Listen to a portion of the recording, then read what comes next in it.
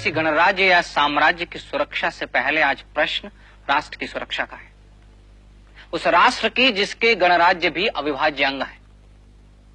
अब कैकेय व कौरव, मगध व मालव को साथ साथ कंधे से कंधा मिलाकर भारत की सीमाओं की रक्षा करनी होगी। आचार्य, तक्षशिला की सीमाओं की रक्षा करने का उत्तरदायित्व हमारा कैसे हो सकता है?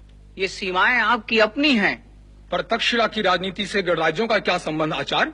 हिमालय से लेकर समुद्र पर्यंत भारत एक है, उसकी पग पग भूमि हमारी अपनी भूमि है। पर उस पर हमारा अधिकार तो नहीं है, न हम उससे लाभान्वित होते हैं। यदि कोई आपके मस्तक पर आघात करे तो क्या आपके हाथ नहीं उठेंगे? क्या अपने मस्तक की रक्षा के लिए आपके चरण गतिमान नहीं होंगे? क्या आपकी बुद्धि आपकी रक्षा का प्रयास नहीं करेगी? अवश्य करेगी। आप उसी राष्ट्र के अंग है जिसका अभिसार व तक्षशिला मस्तक है गणमुख्य।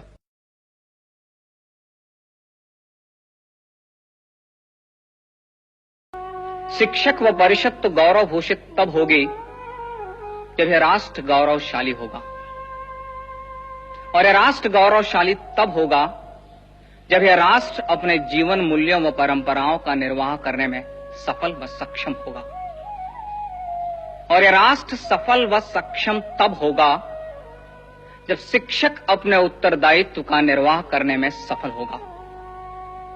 और शिक्षक सफल तब कहा जाएगा जब वह प्रत्येक व्यक्ति में राष्ट्रीय चरित्र का निर्माण करने में सफल हो।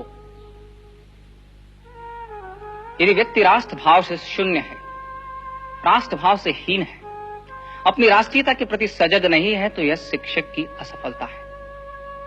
और हमारा अनुभव साक्षी है कि राष्ट्रीय चरित्र के अभाव में हमने अपने राष्ट्र को अपमानित होते देखा है। हमारा अनुभव है कि शस्त्र से पहले हम शास्त्र के अभाव से पराजित हुए हैं।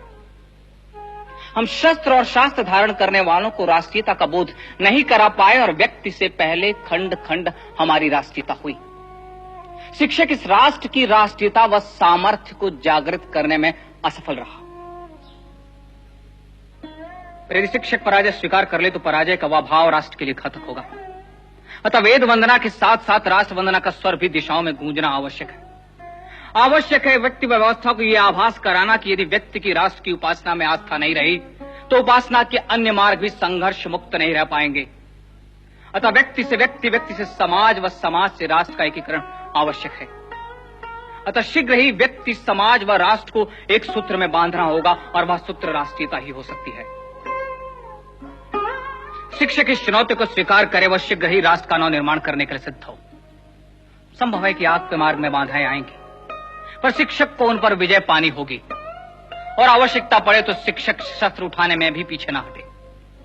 मैं स्वीकार करता हूं कि शिक्षक का सामर्थ्य शास्त्र है, पर यदि मार्ग में शस्त्र बाधक हो और राष्ट्र मार्ग के कंटक सिर्फ शस्त्र की ही भाषा समझते हो, तो शिक्षक उन्हें अपने सामर्थ्य का परिचय अवश्य दे। अन्यथा सामर्थ्यहीन शिक्षक अपने शास्त्रों की भी रक्षा नहीं कर पाएगा। संभव है कि इस राष्ट्र को एक सूत्र में बांधने के लिए शिक्षक को सत्ताओं से भी लड़ना पड़े, पर स्मरण रहे कि सत्ताओं से राष्ट्र महत्वपूर्ण है, राजनैतिक सत्ताओं के हितों से राष्ट्रीय हित महत्वपूर्ण है। अतः राष्ट्र की वेदी पर सत्ताओं की आहुति देनी पड़े तो भी शिक्षक संकोच न करे। इतिहास साक्षी है कि सत्ता व स्वार्थ की राजनीति ने इस राष्ट्र का अहित किया है। हमें अब सिर्फ इस राष्ट्र का विचार करना है। यदि शासन सहयोग दे तो ठीक, अन्यथा शिक्षक अपने पूर्वजों के पुण्य व कीर्ति का स्मरण कर अपने उत्तरदायित्व का निर्वाह करने में सिद्ध हो। विजय निश्चित है। सप्त सिंधु की संस्कृति की विजय निश्चित है। विजय निश्चित है इस राष्ट्र के जीवन मूल्यों की। विजय निश्चित है इस राष्ट्र की। आवश्यकता मात्र आवाहन की है। मां भारती की जय, मां भारती की जय, मां भारती की जय।